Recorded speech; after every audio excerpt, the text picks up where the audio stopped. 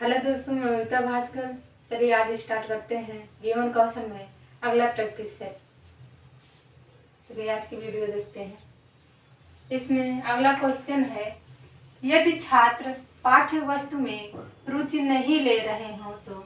यदि छात्र पाठ्य वस्तु में रुचि नहीं ले रहे हों तो आप निम्नलिखित में से क्या करना पसंद करेंगे? आप निम्नलिखित में से क्या करना पसंद करेंगे? तो आंसर है हमारा अरुचि का कारण जानने का प्रयास करेंगे। अरुचि का कारण जानने का प्रयास करेंगे। अगला क्वेश्चन है, आप अध्यापक होने के नाते शिक्षण सहायता सामग्री का प्रयोग इसलिए करेंगे क्योंकि आप अध्यापक होने के नाते शिक्षण सहायता सामग्री का प्रयोग इसलिए करेंगे क्योंकि आंसर क्या है? इससे विद्यार्थी अधिक अच्छी तरह से सीखेंगे। इससे विद्यार्थी अधिक अच्छी तरह से सीखेंगे। अगला क्वेश्चन है, शिक्षा के क्षेत्र में समय समय पर कमीशनों की क्यों आवश्यकता होती है? शिक्षा के क्षेत्र में समय समय पर कमीशनों की क्यों आवश्यकता होती है? तो आंसर देखते हैं अपना क्या है। उपर्युक्त सभी पर विचार करने हेतु। उपर्युक्त सभी पर विचार करने हेतु। अगला क्वेश्चन है, शिक्षण की सबसे उत्तम विधि निम्नलिखित में से कौन सी है? शिक्षण की सबसे उत्तम विधि निम्नलिखित में से कौन सी है? तो ऑप्शन ए देखते हैं, भाषण विधि, या फिर बी पर्यटन विधि, या फिर सी प्रोजेक्ट विधि, या फिर डी पाठ्य पुस्तक विधि। तो हमारा आंसर जो है सी वाला प्रोजेक्ट विधि सबसे उत्तम विधि मानी गई है। अगला क्वेश्चन है, श्यामपट्ट पर लिखते समय आप क्या सर्वाधिक महत्वपूर्ण समझते हैं? श्यामपट्ट पर लिखते समय आप क्या सर्वाधिक महत्वपूर्ण समझते हैं? तो आंसर है हमारा लेखन की स्पष्ट दृश्यता, यानी कि जो आप ब्लैक बोर्ड पर लिखे वो स्पष्ट रूप से बच्चों को दिखाई दे। अगला क्वेश्चन है, एक अच्छे शिक्षक को शिक्षण विधियों का ज्ञान अवश्य होना चाहिए। एक अच्छे शिक्षक को शिक्षण विधियों का ज्ञान अवश्य होना चाहिए क्योंकि आंसर है हमारा, देखते हैं क्या है, इससे शिक्षण अधिगम प्रभावशाली हो जाता है। इससे शिक्षण अधिगम प्रभावशाली हो जाता है। अगला क्वेश्चन है, शिक्षक का प्रमुख कार्य क्या है? शिक्षक का प्रमुख कार्य क्या है? तो आंसर है हमारा, देखते हैं, छात्र अधिगम को प्रोत्साहित व निर्देशित करना। शिक्षक का मुख्य कार्य क्या है? छात्र अधिगम को प्रोत्साहित व निर्देशित करना। अगला क्वेश्चन है, अच्छे शिक्षण को विकसित करना चाहिए। अच्छे शिक्षण को विकसित करना चाहिए। आंसर है हमारा अपने स्वयं के अध्ययन पर निर्भरता। अपने स्वयं के अध्ययन पर निर्भरता। अगला क्वेश्चन है, करके सीखना उपयोगी है क्योंकि? करके सीखना क्यों उपयोगी है? देखते हैं आंसर क्या है, बच्चे करके अधिक अच्छा समझते हैं। बच्चे करके अधिक अच्छा समझते हैं। अगला क्वेश्चन है, कक्षा अध्यापक के लिए आप निम्न में से किस विधि का प्रयोग करेंगे? कक्षा अध्यापक के लिए आप निम्न में से किस विधि का प्रयोग करेंगे? तो आंसर है हमारा, देखते हैं, प्रश्नोत्तर विधि का। अगला क्वेश्चन है, पढ़ाते समय चित्र दिखाने में सबसे अधिक महत्वपूर्ण लाभ कौन सा है? पढ़ाते समय चित्र दिखाने में सबसे अधिक महत्वपूर्ण लाभ क्या हो सकता है? तो आंसर देखते हैं हम क्या है, इससे पाठ को समझाने में सहायता मिलती है। इससे पाठ को समझाने में सहायता मिलती है। आंसर है हमारा। अगला क्वेश्चन देखते हैं, विद्यार्थियों की रुचि को बनाए रखने के लिए शिक्षकों को क्या करना चाहिए? शिक्षकों को क्या करना चाहिए? आंसर देखते हैं। प्रश्न पूछते रहना चाहिए या प्रश्न पूछना चाहिए। अगला क्वेश्चन है, शिक्षण एक प्रक्रिया की भांति सम्मिलित करता है। शिक्षण एक प्रक्रिया की भांति सम्मिलित करता है। आंसर देखते हैं।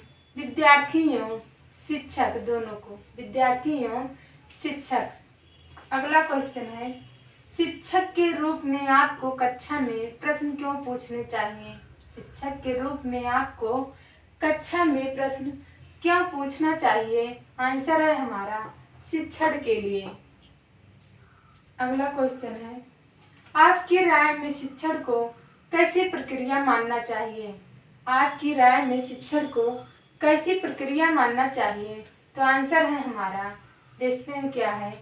आंसर है छात्र केंद्रित मानना चाहिए।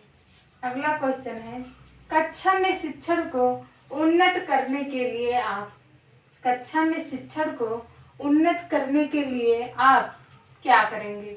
आंसर देखते हैं। विद्यार्थियों में सामूहिक अंतःक्रिया को प्रोत्साहित करेंगे। विद्यार्थियों में सामूहिक अंतःक्रिया को प्रोत्साहित करेंगे। अगला क्वेश्चन है, विद्यार्थियों की सीखने संबंधी कठिनाइयों को कम करने के लिए, विद्यार्थियों की सीखने संबंधी कठिनाइयों को कम करने के लिए आप क्या अच्छा समझते हैं? आंसर है हमारा कारणों को जानकर दूर करेंगे। उनके कारणों को, उनकी समस्याओं को जान करके उसका निवारण करेंगे। उसका हम अपना मोटिवेशन शब्द का अभ्युदय हुआ है। मोटिवेशन शब्द का अभ्युदय हुआ है। तो आंसर देखते हैं किस शब्द से हुआ है? मोटम शब्द से हुआ है। मोटम शब्द से। अगला क्वेश्चन है, मोटम शब्द लिया गया है। मोटम शब्द लिया गया है तो किस भाषा से लिया गया है? आंसर देखते हैं अपना, लैटिन भाषा से लिया गया है। लैटिन भाषा से लिया गया है। अगला क्वेश्चन है, मोटम शब्द का क्या अर्थ है? मोटम शब्द का क्या अर्थ है? ऑप्शन ए देखते हैं मूव, बी देखते हैं मोटर, सी देखते हैं मोशन, या फिर डी उपर्युक्त सभी। तो हमारा डी वाला ऑप्शन सही है। अगला क्वेश्चन है, प्रेरणा का प्रश्न है। प्रेरणा का कौन सा प्रश्न है? तो ऑप्शन ए देखते हैं कैसे, बी देखते हैं कब, सी देखते हैं क्या, और डी देखते हैं क्यों। तो हमारा डी वाला ऑप्शन सही है, क्यों। अगला क्वेश्चन देखते हैं, प्रेरणा के प्रकार हैं। प्रेरणा के प्रकार हैं। तो ए नंबर देखते हैं सकारात्मक, बी नंबर है नकारात्मक, और सी है उपर्युक्त दोनों। तो उपर्युक्त दोनों सही है, सी ऑप्शन हमारा इसमें सही है। अगला क्वेश्चन देखते हैं, प्रेरणा के स्रोत हैं। प्रेरणा के स्रोत हैं। ऑप्शन ए देखते हैं आवश्यकताएं तथा चालक, आवश्यकताएं तथा चालक, और बी नंबर है चालक तथा उद्दीपन, चालक तथा उद्दीपन, और सी नंबर है उद्दीपन तथा प्रेरक, उद्दीपन तथा प्रेरक, और डी नंबर है उपर्युक्त सभी। तो हमारा उपर्युक्त सभी आंसर सही है। अगला क्वेश्चन है, प्रेरकों को जन्मजात तथा अर्जित के रूप में वर्गीकृत किया है। प्रेरकों को जन्मजात तथा अर्जित के रूप में वर्गीकृत किया है। तो किसने किया है? मैस्लो ने किया है, वैज्ञानिक मैस्लो ने किया है। अगला क्वेश्चन है, क्रोध भय प्रेम दुख तथा आनंद, क्रोध भय प्रेम दुख तथा आनंद किस प्रकार के प्रेरक हैं? किस प्रकार के प्रेरक हैं? तो ये हैं सामाजिक प्रेरक हैं। अगला क्वेश्चन है, कृत्रिम प्रेरक का उदाहरण है। कृत्रिम प्रेरक का उदाहरण है तो वो है पुरस्कार। अगला क्वेश्चन है, प्रेरणा की विधियां हैं। प्रेरणा की विधियां कौन सी हैं? देखते हैं ऑप्शन ए सामूहिक कार्य, बी प्रतिद्वंदिता, सी प्रशंसा, और डी उपर्युक्त सभी। तो हमारा डी वाला ऑप्शन सही है, उपर्युक्त सभी। अगला क्वेश्चन देखते हैं। प्रेरणा कार्य को प्रारंभ करने, जारी रखने और नियमित करने की प्रक्रिया है। नियमित करने की प्रक्रिया है, यह कथन है। तो यह कथन है गुड जी का। अगला क्वेश्चन है अगला क्वेश्चन है ए नंबर, इसमें ए बी करके ऑप्शन है। ए, प्रत्येक उत्तेजना को प्रेरणा कहते हैं। ए नंबर है प्रत्येक उत्तेजना को प्रेरणा कहते हैं। और बी नंबर है उत्तेजना आंतरिक एवं बाह्य दोनों होती है। उत्तेजना आंतरिक एवं बाह्य दोनों होती है। तो हमारा ऑप्शन नंबर डी सही है। ए और बी दोनों सत्य हैं। अगला क्वेश्चन है व्यक्ति में विद्यमान वह शक्ति जिसके कारण वह किसी कार्य को करने अथवा ना करने के लिए बाध्य हो जाता है, क्या कहलाता है? वो कहलाता है अभिप्रेरणा। अभिप्रेरणा कहलाता है। अगला क्वेश्चन है निम्नलिखित में से कौन सा अर्जित अभिप्रेरणा के अंतर्गत आता है? तो आंसर देखते हैं अपना प्रतिष्ठा आता है। अगला क्वेश्चन देखते हैं सीखने के लिए प्रेरणा का महत्व निस्संदेह रूप से साधारणता है। सीखने के लिए प्रेरणा का महत्व निस्संदेह रूप से साधारणता स्वीकार किया जाता है, यह कथन है। यह कथन किसका है? आंसर देखते हैं अपना क्लास मेयर एवं गुडविन का है। क्लास मेयर एवं गुडविन का है। अगला क्वेश्चन देखते हैं भूख क्या है? भूख कैसा प्रेरक है? तो भूख क्या है? ऑप्शन ए देखते हैं प्रेरक है, या फिर उद्दीपन है, या फिर सी प्रेरणा है, या फिर डी चालक है। तो हमारा डी वाला ऑप्शन भूख क्या है? चालक है। ऑप्शन सही है डी वाला। अगला क्वेश्चन देखते हैं प्रेरकों के अंतर्गत सम्मिलित किया जाता है। प्रेरकों के अंतर्गत सम्मिलित किया जाता है। तो ऑप्शन ए है उद्दीपनों को, या फिर बी चालकों को, या फिर सी आवश्यकताओं को, या फिर डी उपर्युक्त सभी। तुम्हारा ऑप्शन डी उपर्युक्त सभी सही है। अगला क्वेश्चन देखते हैं आत्म प्रदर्शन है तो ये है सामाजिक प्रेरक है। अगला क्वेश्चन देखते हैं प्रेरणा छात्र में रुचि उत्पन्न करने की कला है। प्रेरणा छात्र में रुचि उत्पन्न करने की कला है, यह कथन किसका है? तो यह कथन है थॉमसन साहब का है। थॉमसन साहब का है। आगे का क्वेश्चन देखते हैं। अगला क्या है शिक्षा शब्द का प्रयोग साधारणतः निम्नलिखित अर्थों में किया जाता है। शिक्षा शब्द का प्रयोग साधारणतः निम्नलिखित अर्थों में किया जाता है।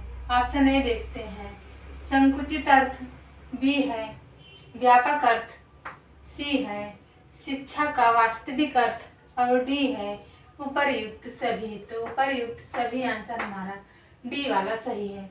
अगला क्वेश्चन देखते हैं शिक्षा जीवन की आवश्यकता है, यह कथन किसका है? शिक्षा जीवन की आवश्यकता है, यह कथन किसका है? तो यह है जॉन डेवी साहब का। अगला क्वेश्चन देखते हैं बालक को स्कूल में एक निश्चित योजना के अनुरूप शिक्षा देना, यह शिक्षा का कौन सा अर्थ है? तो आंसर है हमारा संकुचित अर्थ है। अगला क्वेश्चन देखते हैं जॉन डीवी ने शिक्षा को माना है। आंसर देखते हैं क्या माना है? त्रिमुखी प्रक्रिया माना है जॉन डीवी ने शिक्षा को। अगला क्वेश्चन देखते हैं एडम्स ने शिक्षा को बताया है। एडम्स ने शिक्षा को बताया है द्विमुखी प्रक्रिया बताया है एडम्स ने शिक्षा को। अगला क्वेश्चन है, पत्राचार शिक्षा या खुली शिक्षा, शिक्षा का कौन सा स्वरूप है? पत्राचार शिक्षा या खुली शिक्षा, शिक्षा का कौन सा स्वरूप है? तो ये है निरौपचारिक शिक्षा का स्वरूप। अगला क्वेश्चन है, धार्मिक संस्थाओं से प्राप्त शिक्षा क्या कहलाती है? धार्मिक संस्थाओं से प्राप्त शिक्षा क्या कहलाती है? तो कहलाती है औपचारिक शिक्षा। औपचारिक शिक्षा कहलाती है। अगला क्वेश्चन है, किस विद्वान ने समस्त शिक्षा व्यय को मानव में विनियोग कहकर पुकारा है? किस विद्वान ने समस्त शिक्षा व्यय को मानव में विनियोग कहकर पुकारा है? तो किसने पुकारा है? मर्डल साहब ने।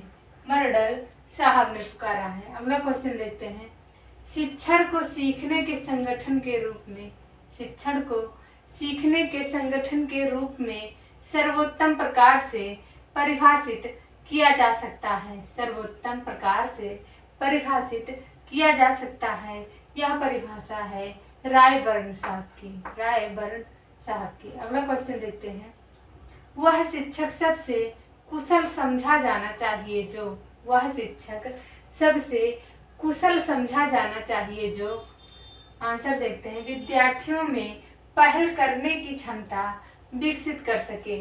विद्यार्थियों में पहल करने की क्षमता विकसित कर सके। अगला क्वेश्चन है, शिक्षक तभी अपने छात्रों को प्रभावित कर सकता है जबकि, शिक्षक तभी अपने छात्रों को प्रभावित कर सकता है जबकि, आंसर देखते हैं, वह पढ़ाते समय मनोवैज्ञानिक शिक्षा के सिद्धांतों पर चले। वह पढ़ाते समय मनोवैज्ञानिक शिक्षा के सिद्धांतों पर चले। अगला क्वेश्चन है, कक्षा में आपकी दृष्टि में सर्वाधिक महत्वपूर्ण है। कक्षा में आपकी दृष्टि में सर्वाधिक महत्वपूर्ण क्या है? तो आंसर देखते हैं, नवीन शिक्षण विधियां। आंसर है हमारा नवीन शिक्षण विधियां। अगला क्वेश्चन है, विद्यालय में किस वर्ग के लोगों की तस्वीर टांगना आप पसंद करेंगे? विद्यालय में किस वर्ग के लोगों की तस्वीर टांगना आप पसंद करेंगे? तो आंसर है हमारा महात्मा गांधी और महात्मा बुद्ध जैसे लोगों की। अगला क्वेश्चन है, आजकल समाज शिक्षकों को अच्छी नज़र से नहीं देखता है। आजकल समाज शिक्षकों को अच्छी नज़र से नहीं देखता है। इसका क्या कारण हो सकता है? इसका क्या कारण हो सकता है? ऑप्शन 4 लिखें। ऑप्शन ए देखते हैं पहला, अधिक ट्यूशन करते हैं या फिर बी, अपना कार्य लगन से नहीं करते हैं। अपना कार्य लगन से नहीं करते हैं। या फिर सी वाला, राजनीति में सक्रिय भाग लेते हैं। राजनीति में सक्रिय तौर पर भाग लेते हैं। या फिर डी वाला, उपर्युक्त सभी कारण सही हैं। तो हमारा डी वाला आंसर सही है, उपर्युक्त सभी कारण ये सही है। तो दोस्तों आज का प्रैक्टिस सेट हमारा यहीं पर समाप्त हुआ। धन्यवाद।